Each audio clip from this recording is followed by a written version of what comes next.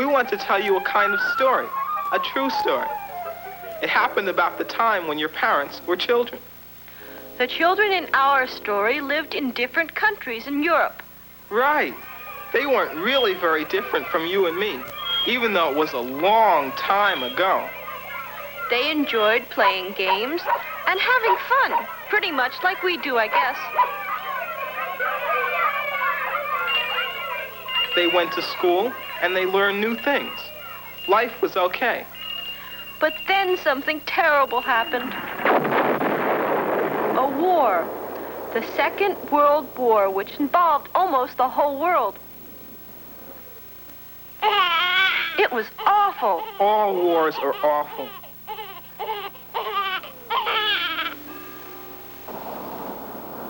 When the war was finally over, the children no longer had anything to be happy about.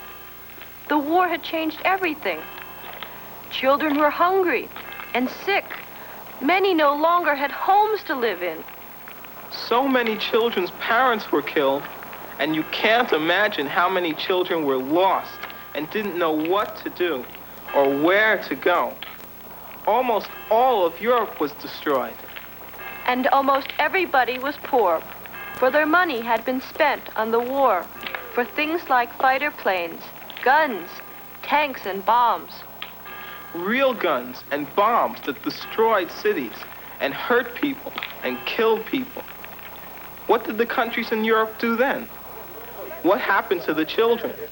Well, some men and women from different countries gathered together to try to figure out what to do. How do you do? I know. That was the beginning of the United Nations. Yeah. People from the different countries didn't agree about everything. They often don't. But they all did agree that the children needed help, and fast. These children had nothing to do with the war. Each of us is responsible for the welfare of the innocent children. We must create a program to protect them from hunger and sickness. We will work together to give them new homes. New schools. And new hope. And so these people from different nations devised a plan to help children. They created an organization which they called UNICEF, the United Nations Children's Fund.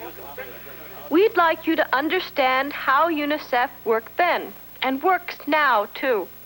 So let's use our imaginations and pretend that UNICEF is a kind of machine. A machine that doesn't need gasoline or coal or electricity, like real machines do. The people who planned the UNICEF machine knew it would need very different kinds of things to make it work. Do you think our friends know what they are? Let's ask them. All of you watching us, what did the UNICEF machine need to make it work? Friendship, ideas, cooperation. Right, and money. And plans for the future. Let's imagine that the UNICEF machine began to grow arms.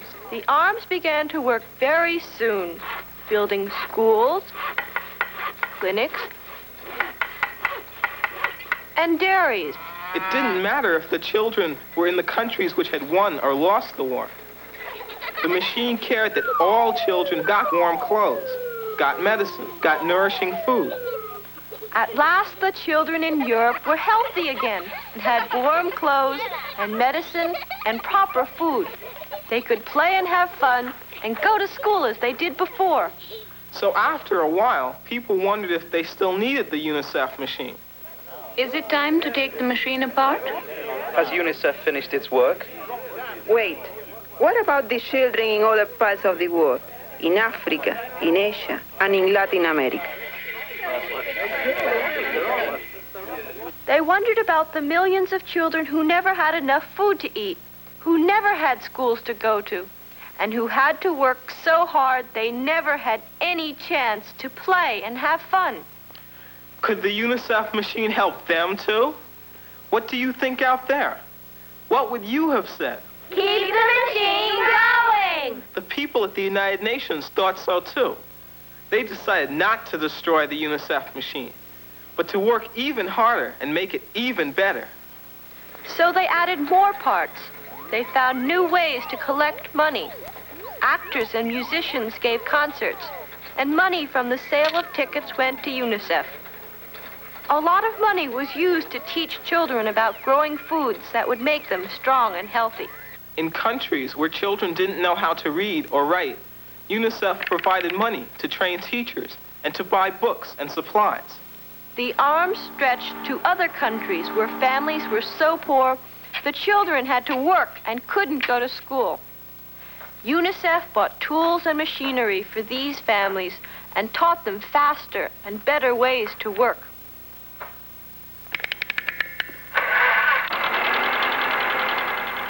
The arms of UNICEF bought medical supplies and vaccines. They trained doctors and nurses in countries where the people never had any medical care before. In many countries, terrible things had happened. Natural disasters like droughts, earthquakes, and floods where thousands of people get sick and many starve to death. UNICEF was always there with food and clothes and shelter and medicine. Many began to realize just how much UNICEF could help.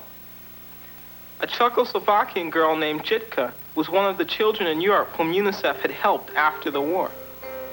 Jitka wanted UNICEF to be able to help other children too. She knew UNICEF needed money, so she painted a picture, and it became the first UNICEF greeting card. It was such a good idea that a new part was added to the UNICEF machine called greeting cards.